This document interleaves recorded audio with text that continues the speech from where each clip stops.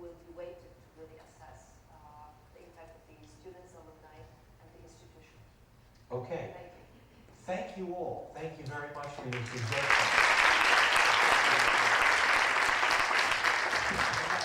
I'm Flodström, the Vice Chairman of the EIT Governing Board.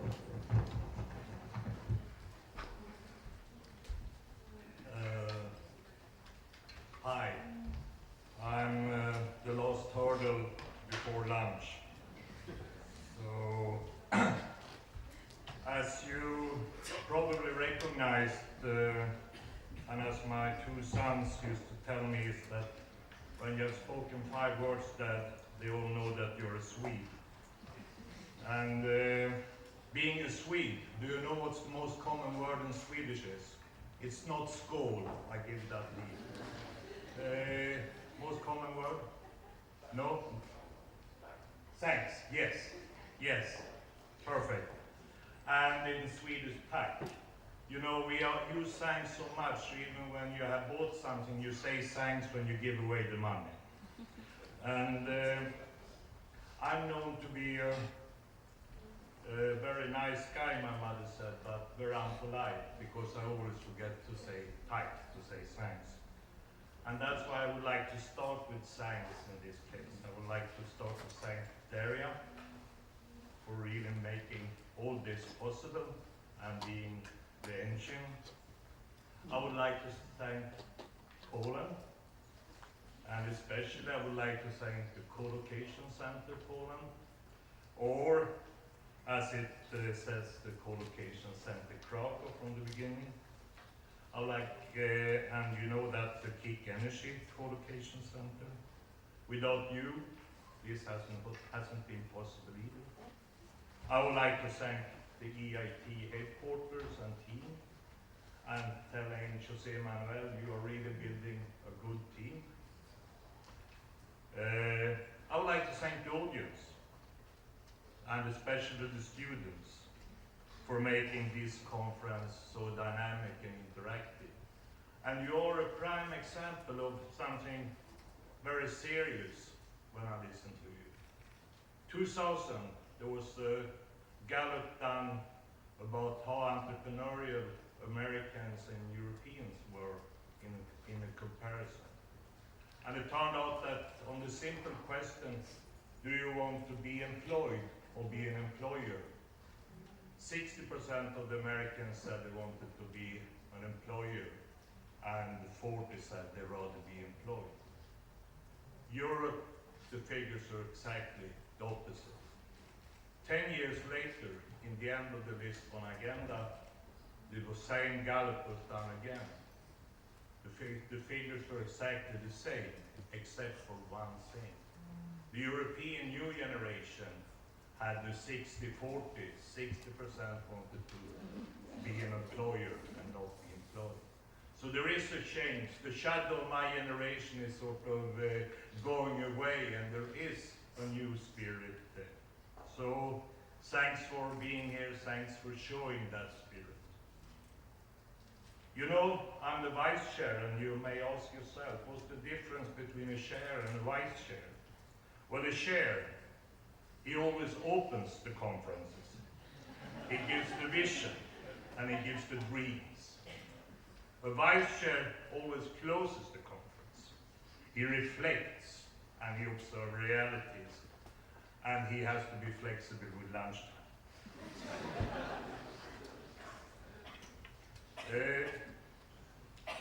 I had another chairman before Alex from Gabon, and that chairman changed the whole spirit, or created the spirit of EIT.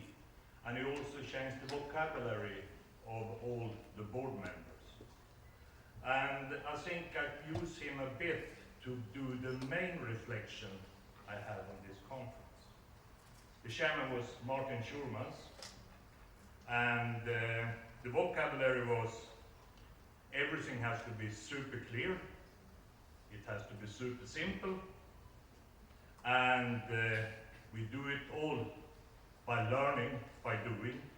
We don't have to be comprehensive, we learn by doing. And what I think I heard, he said, Anders, We can do. We have the can-do spirit. And every reflection here, and there have been many facets, they have been in many directions, but they've all been significant in the sense that they haven't been negative. They have been, how can we do it? We can do it. And we've seen and learned a lot of each other looking at these different opinions that's been phrased here. So let's keep it that way when we go further. Then of course in this last session I must say I love this European picture, advantages for Europe, that we were, well, what I would call a sleeping beauty. And if you have a sleeping beauty, what do you ask for? A prince. And of course the prince in this case is EIT. Since next week I'm going to talk for the Parliament on gender equality and the importance of getting gender equality here. So I must say we could equally use the image of Europe being a frog and EIT a princess. So there is, and this sleeping beauty, what do we have as an advantage being in sleeping beauty?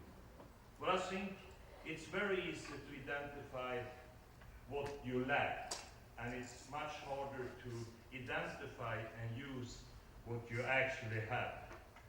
It's more implicit.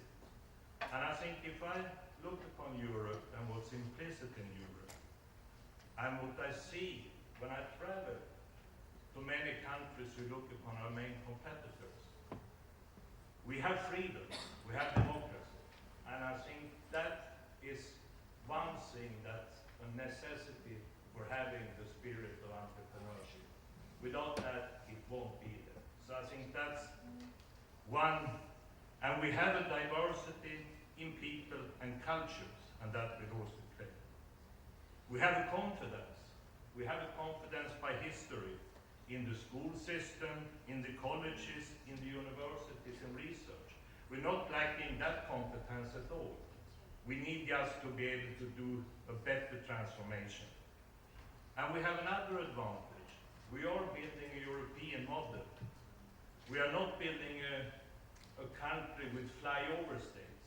We're going to build a Europe where we have everyone contributed. As Lucia talked about the cohesion and the outreach, we have the possibility to build that. And I think we should see on that possibility very seriously. Yesterday when President Barroso gave his talk for the next coming budget, he pointed out that the financial crisis in itself wouldn't be solved in a long term if we didn't have a Europe. And that Europe was not just created by funds to prevent new financial crises. It was equally well built by building a Europe in education, in innovation, in research, in all infrastructures. So we have that possibility.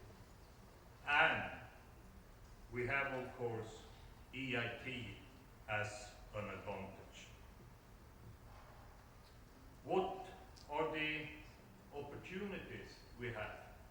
Well, I think one opportunity, and the most important I heard here, is that we are going to educate entrepreneurs. There is a question from someone that you're born to become an entrepreneur. And I don't believe in that. I think educate is not the right word.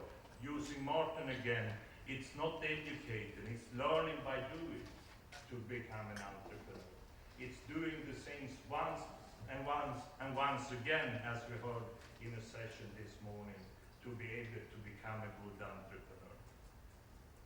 And let's put it this way. We have a climate kick and we're looking for what's going to happen in the climate change. We have a debate, how many degrees will it happen, what's the mechanism. But do that hinder us from doing the research for adaptation and mitigation within the climate kick? No.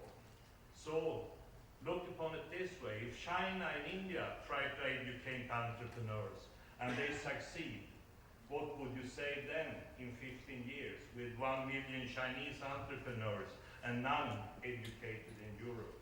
So let's take it seriously. Let's take the education of entrepreneurs as being one of the main things that really EIT can accomplish. I think the financial crisis will be an opportunity for us, because I think it will mean that people will see that there are better ways of losing money than a financial crisis. And that might be in creating innovations and be a bit more risky when in that. So, what do I lack in this conference? What would I like to heard that I haven't heard? Well, when it comes to entrepreneurship, innovation, mechanism, generic, I heard so many very wise things. The discussion's been so good. But just in the end, there was one of the students up there who said, what we're going to be judged for will be the results. And that's certainly true. We cannot have a conference like this 3 years from now and discuss only in this way. We have to discuss something more concrete then, and we have to discuss the results. And what will the results be? Well, I think we stand in a time where the opportunities are multifold. You just have to look at the kicks we have and at the kicks we propose for the next period, and you will see they will be able to show results. We will have demography changes, aging, we will have new production methods, use of natural resources, we will have smart cities, multi-cities. The whole world is in a state of change, moving from non-sustainable infrastructure to sustainable infrastructures, and that will create a lot of business opportunities. And the KICS will be the place where it happens, because we have all the stakeholders with us. So, next time I will see all the KICS coming here with portfolios of success stories, showing what EIT means, how EIT through entrepreneurship, knowledge triangle, and stakeholders have shown the results. And as you saw in the folders, Jose Manuel already started to get these success stories in portfolios. And I hope next time we will do the learning by looking in our own portfolios, learn kick by kick experiences, and discuss the results. So, if a vice chairman is allowed to have a dream, next time also results. Thank you.